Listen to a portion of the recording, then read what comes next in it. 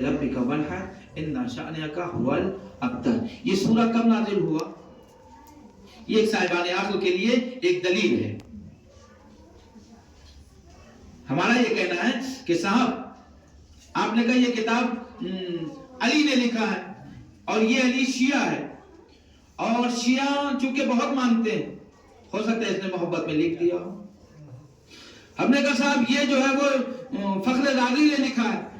ٹھیک ہے، مانتے ہیں فخر رازی بہت تعلیم یافتہ تھے، بہت پڑھے لکھے تھے اور امام بھی تھے اور ہیں ان لوگوں کے، لیکن یار کہیں نہ کہیں سے تو کوئی تھوڑا بہت گڑبڑ بھی ہو سکتا ہے، کچھ گڑبڑ دکھاؤ. تو میں نے کہا نہ آپ اس کی مانیے اور نہ آپ اس کی مانیے. وہاں شک اس چیز کا ہے، یہاں شک آپ کو اس کا ہے. تو ایک راستہ میں بتا رہا ہوں، ایک راستہ میں بتا رہا ہوں. کیا ہے راستہ؟ میں نے کہا قرآن سے فیصلہ لے لیجیے. چونکہ ابھی تک آپ کہہ رہے تھے کہ قرآن میرے لیے کافی ہے. میں نے کہا کہ آپ قرآن سے فیصلہ لیجیے، چونکہ قرآن پر آپ کو یقین ہے کہ نہیں ہے. بات وہی ہے، یقین اور اطمینان کی. اگر آپ کو حدیث پر یقین نہیں ہے کہ صاحب چونکہ 1400 سال گزر گئے اور پتہ نہیں راوی کیسا ہو یا بیچ میں اتنے فاصلے آئے اور کتابیں جلا دی گئی اور کتاب خانے جلا دیے گئے، اور ہو سکتا ہے کسی ٹیلنٹڈ آدمی نے، کسی عالم نے لکھ دیا ہو اپنے من گھڑت سے. میں نے کہا چلیے ٹھیک ہے، قرآن پر تو یقین ہے کہ تحریف نہیں ہے، جو اللہ کی جانب سے آیا وہ آج تک موجود ہے، صبح قیامت تک موجود رہے گا. اب یہ آواز پھنسنے لگی جو ابھی تک تیز تھی. اچھا ٹھیک ہے آپ پڑھیے. میں نے کہا وہ سورہ دیکھ لیجیے آپ، اِنَّا أَعْطَيْنَاكَ الْكَوْثَرَ فَصَلِّ لِرَبِّكَ وَانْحَرْ إِنَّ شَأْنَكَ هُوَ الْأَبْتَرُ. اب ایک مرتبہ تو ان کو ہاں کہنا ہے، ایک مرتبہ تو کہنا ہے ہاں تو کہہ دیا. لیکن اب دیکھیں جب تک آپ دشمن شناس نہیں ہوں گے، میری کوئی بہت زیادہ بہرحال عمر نہیں ہے ان سب چیزوں کی پڑھنے کی، لیکن ایک ممبر ہے، حق بیانی بہت ضروری ہے مومنین کے درمیان.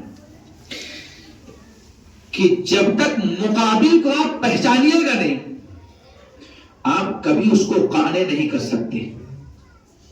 ضروری نہیں ہے کہ آپ تلوار لے کر یہاں بیٹھیے تبھی وہ آپ کا کلمہ پڑھے. یہ نہ میرے مولا نے کبھی کیا،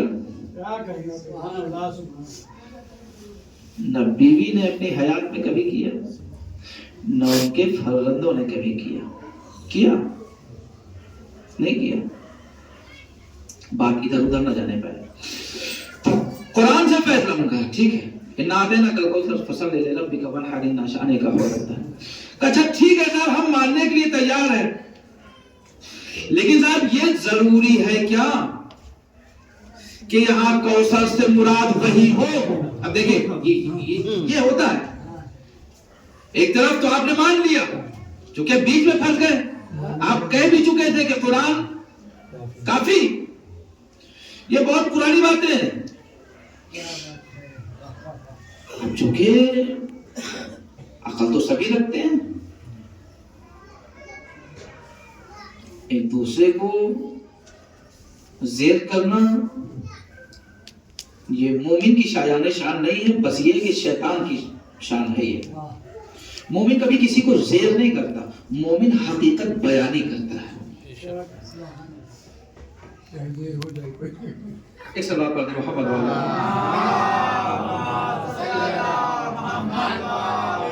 آپ نے کہا صاحب میں کوثر سے مراد نہر لے رہا ہوں، وہ جنت والی ہے.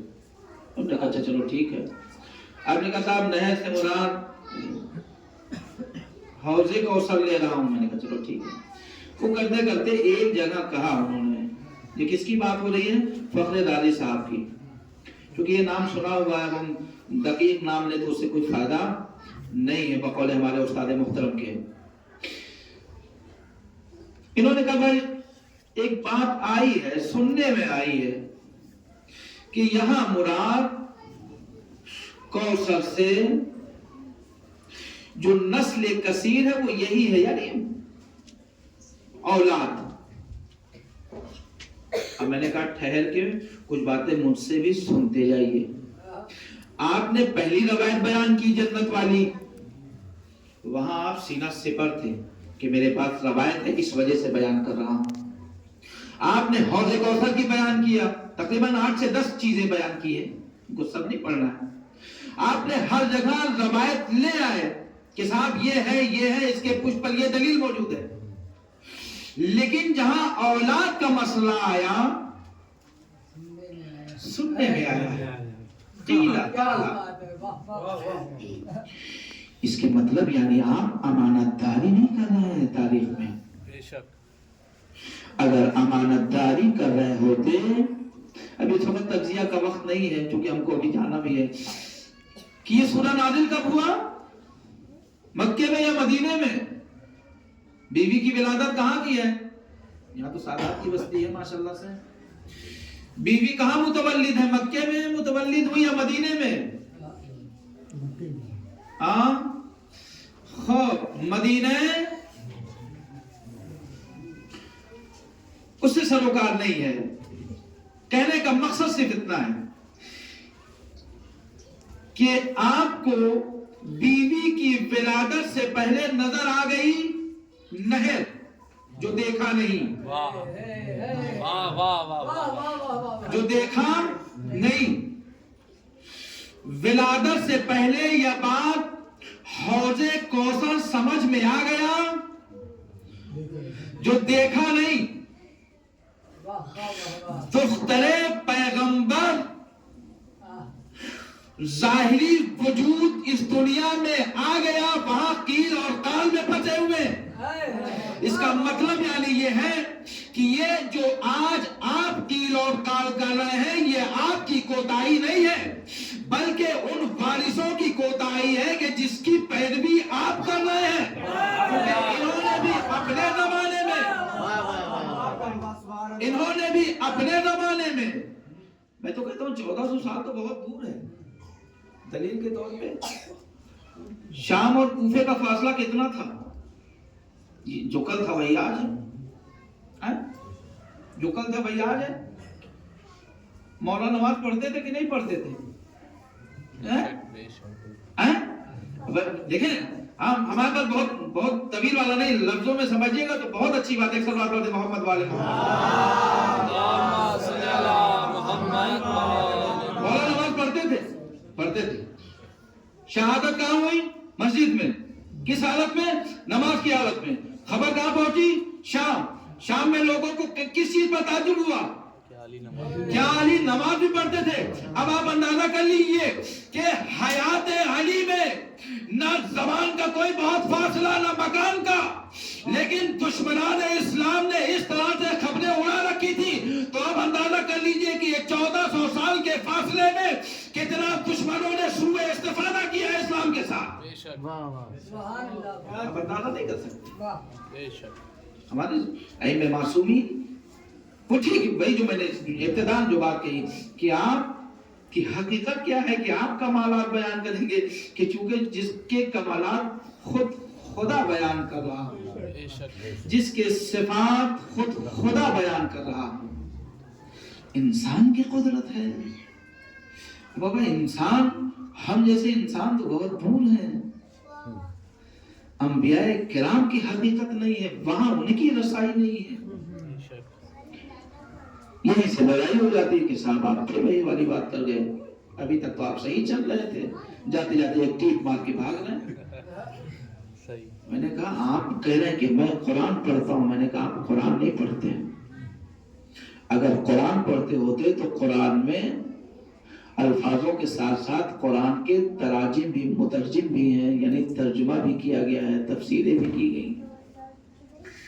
ٹھیک ہے وہ آپ کے ہاں کسی نے کیا ہوگا جو بھی بہرحال، لیکن کم سے کم جو عربی الفاظ کے جو واقعی معنی ہیں وہ تو سمجھتے ہیں آپ. اللہ نے تمام نبی کو ایک جیسا بنایا ہے. کیوں؟ خدا نے عادل کیا پھر نہیں کیا ان کے ساتھ؟ نہیں. میں ایک سوال ہے کہ اگر جب ہم بولتے ہیں کہ اللہ نے نبی کتنے، ہم بچوں کو ہم لوگ یہی تو پڑھاتے ہیں نا. کیوں حضور؟ ہاں؟ تو وہ نبی یہ کہہ سکتے ہیں نا کہ میرے مالک تو نے مجھے ابراہیم جیسا بنایا ہی نہیں. موسیٰ کہہ سکتے ہیں کہ تو نے مجھے محمد عربی جیسا نہیں بنایا. یعقوب، ایوب، ادریس، یہ جتنے بھی ہیں پہلے والے ماسلف یہ کہہ سکتے ہیں کہ نہیں؟ حق ہے، لیکن چونکہ جو ہماری